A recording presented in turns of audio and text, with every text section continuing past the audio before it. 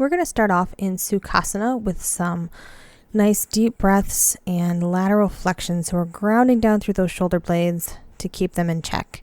So this class is called no peaking because it does not have a peak pose, because you can sequence a class without a peak pose. So I thought it would be good to show that. So we're going to go side to side, breathing with the tension in the body and trying to release some of that. We're going to shrug the shoulders, just starting to get warmed up. We're going to come off of our bolster if you were sitting on one, and I'm going to fold my mat over here. We're going to come into staff pose. You could also use a blanket because we're just really getting warmed up. I usually like to put something underneath my sit bones just so that we can keep length in the spine. So we're engaging the quads here. We're pulling those kneecaps up. And I'm going to use a strap as we come into a seated forward fold. You don't have to use a strap, but it just kind of helps to warm up those calves a little bit more because we want to have a nice flat back as we bend at the hip.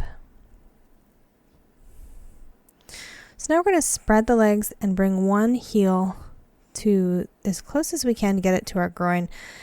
And we're going to come into head to knee. So on one side, I'm going to use a strap here around the ball of the foot. We're going to raise the arms and fold. Now we want to keep those shoulder blades in check, and we really want to bring the sternum or the breastbone towards the leg. We're not just collapsing over it.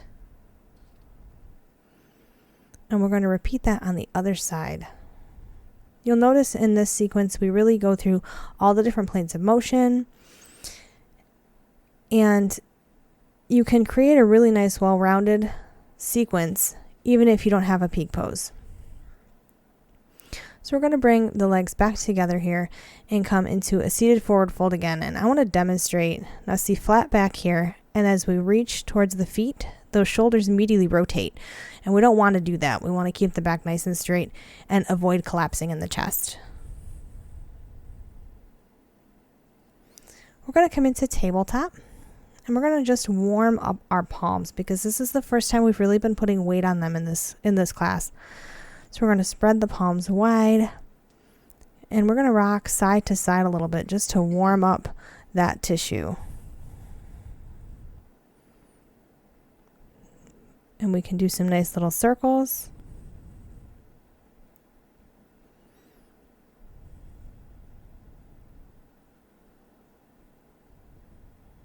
So we're going to bring shoulder and hip towards each other as we start to warm up the spine a little bit more.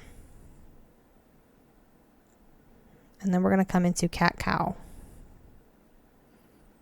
So dropping the belly down, keeping in check that we're not overextending or overflexing our neck here. And we're going to come into balancing tabletop. So we're bringing opposite knee and elbow towards each other underneath us. We want to be careful not to just dump all of our weight into that hand that's down. We're really engaging the core here. We're going to switch sides, really extending all the way through the fingertips and the toes. Really pulling that belly in, working on some coordination.